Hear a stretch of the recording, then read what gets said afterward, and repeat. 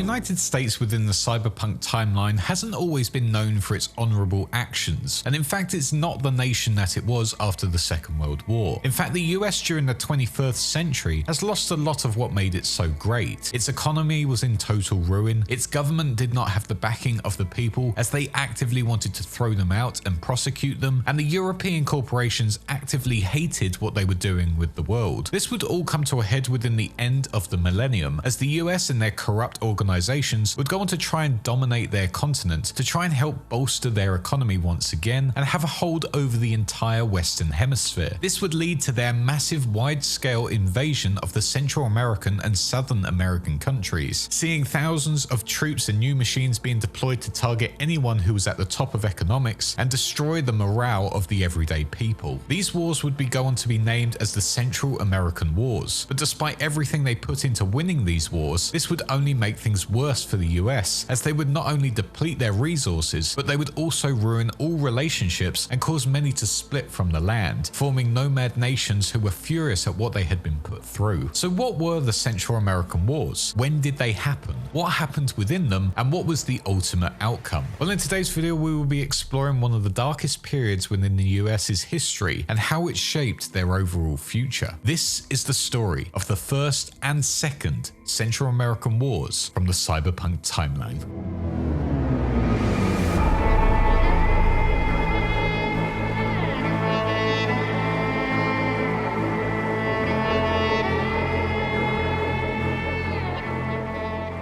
Before we begin, this channel is brought to you by GFuel, who have given me a unique code that during this month of February can get you 30% off anything with the link I have posted below, which includes this awesome Dead Space collector's box and some other awesome flavors and items. You can also get my personal favorite and one I know a lot of people love, which is the Fallout Nuka-Cola Quantum for 30% off as well. But if you don't fancy anything on that list, you can still get 10 to 30% off of any of the other items on their website. And with so many amazing flavors on the site, there is bound to be something that stands out to you, whether it be from your favorite game or online creator. So why not treat yourself this February to some really amazing, refreshing drinks that are inspired by some of the biggest creators and games within the industry. So use my link in the description below with my code WiseFishYT to get up to 30% off of your order. I want to say a massive thanks to GFuel for this unique code and opportunity, and thanks to you guys for your support. Any purchase massively helps this channel, and also it's worth it as they are extremely tasty. But don't take my word for it, try it yourself. But with that said, let's get back to the video on how America ruined their reputation by trying to take over the Western Hemisphere.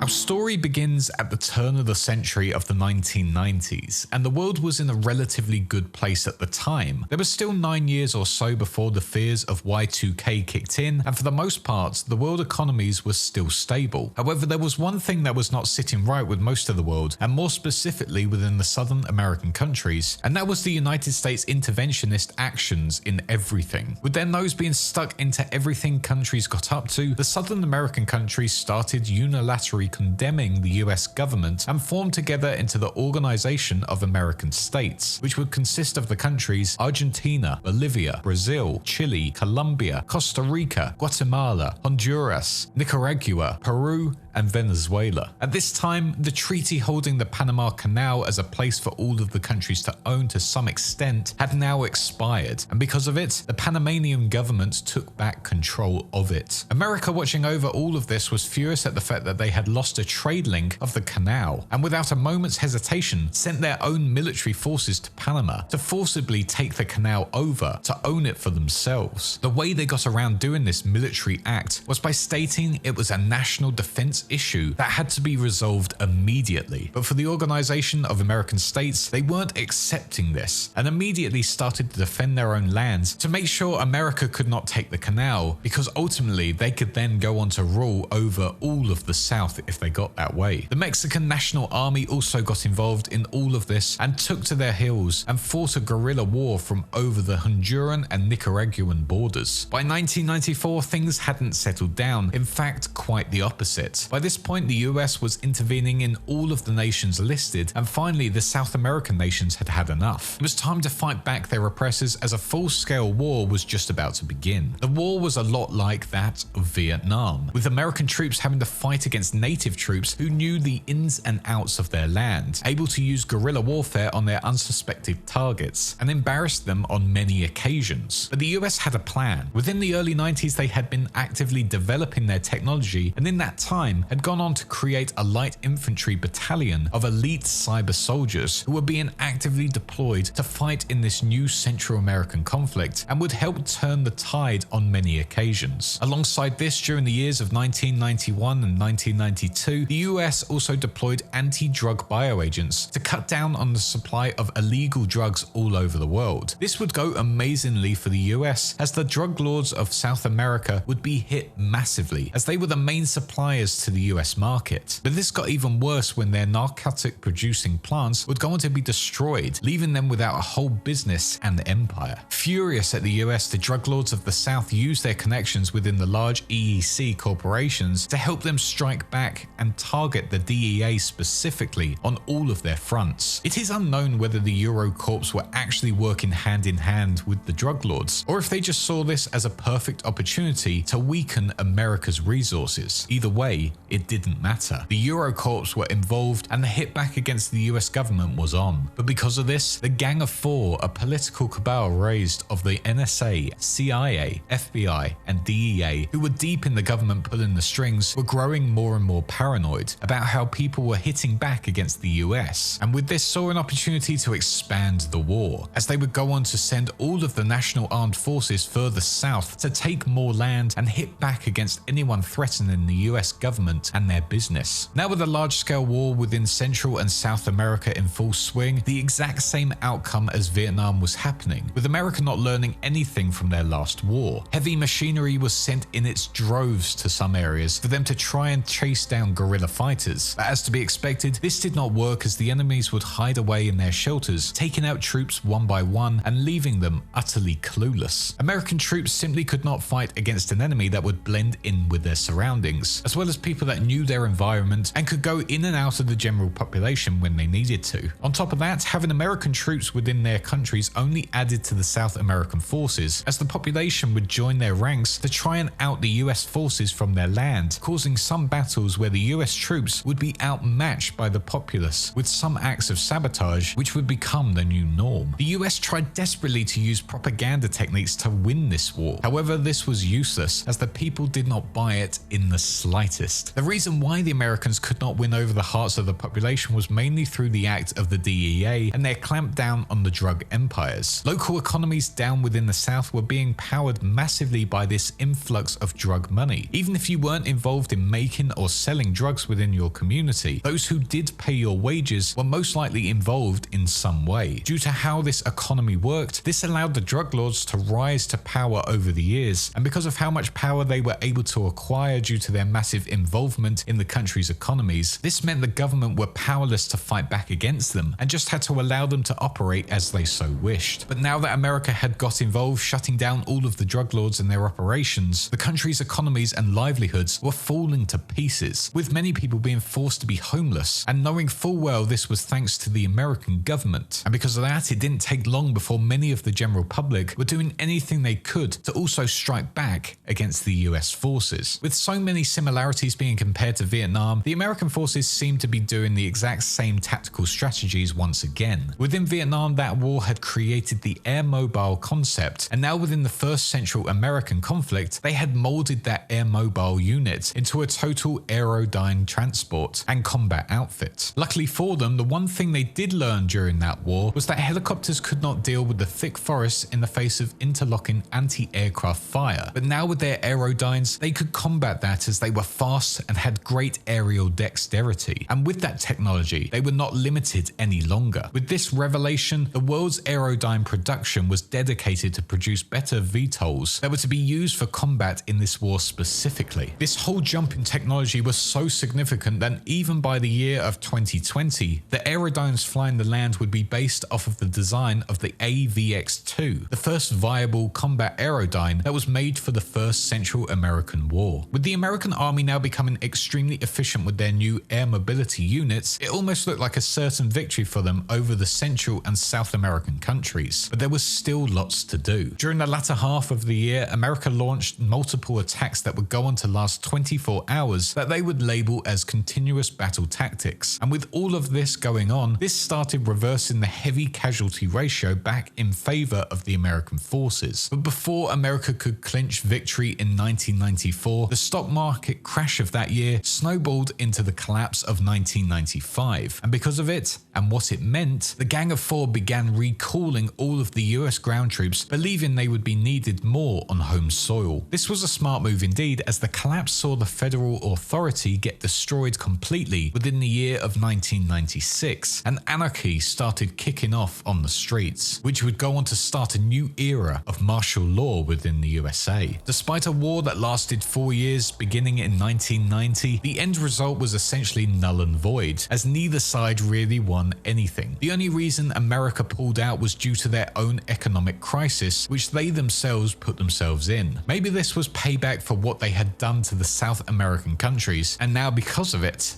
they were equal. But regardless, the tension between America and many other countries was still at an all-time high, and there were still some forces in the Panama Canal zone ready for if anything were to kick off once again. And almost like they predicted it, that was to happen soon in the year of 2003, where America was once again plunged into a war with many people they shared their half of the world with. It was now time for the Second Central American War.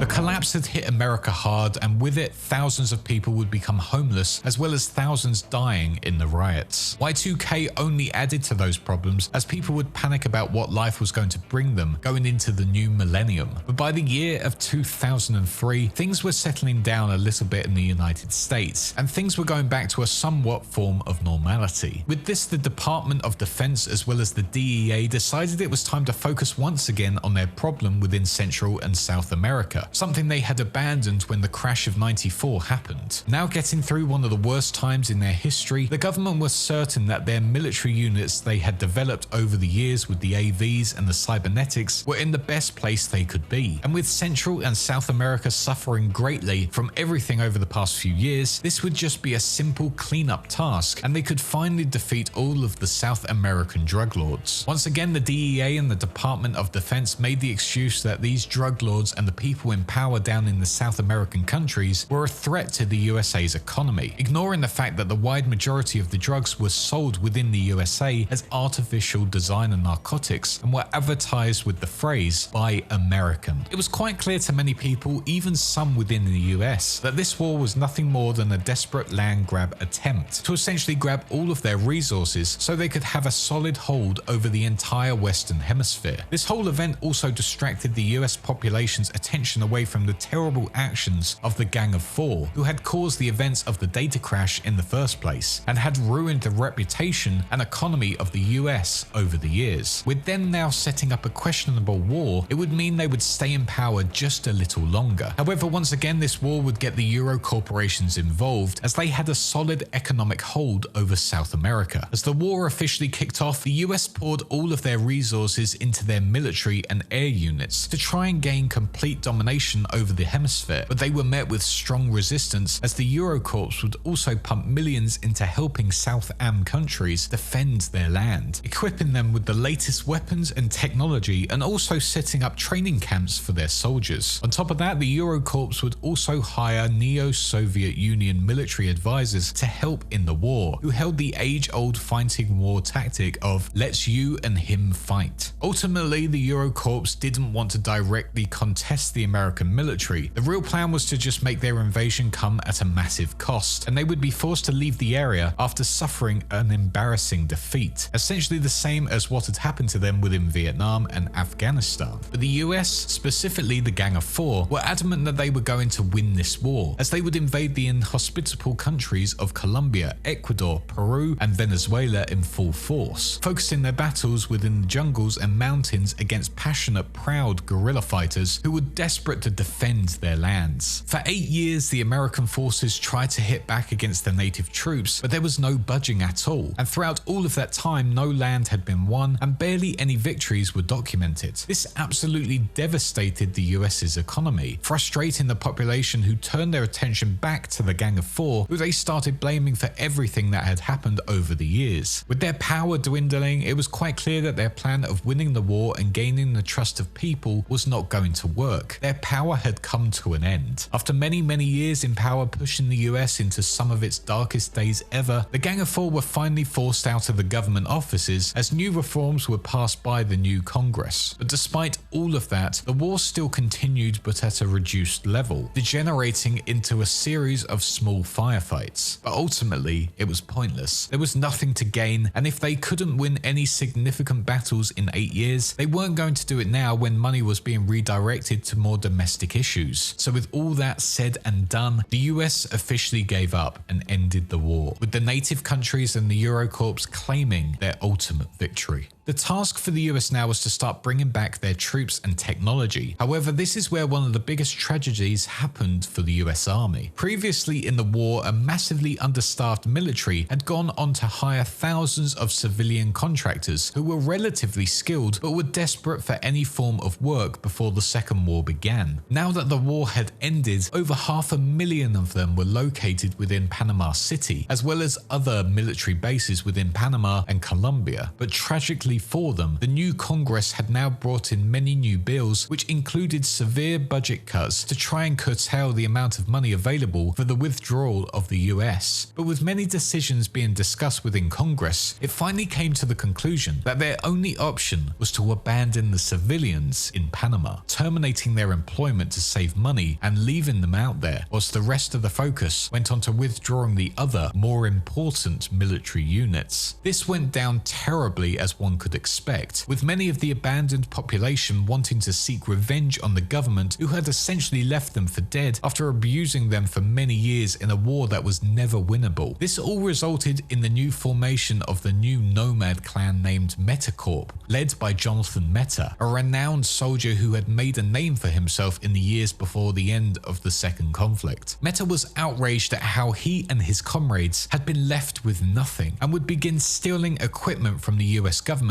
that would cost them billions and would use it to set up their own nation simply named Metakey. But other lives would also be ruined by this war, and for one individual of Robert John Linder, he would go on to lose a true friend who would sacrifice himself to save Robert, as well as losing his own arm. Renaming himself to Johnny Silverhand, he would remember these events and would never forgive those in power for putting him and his comrades in that position.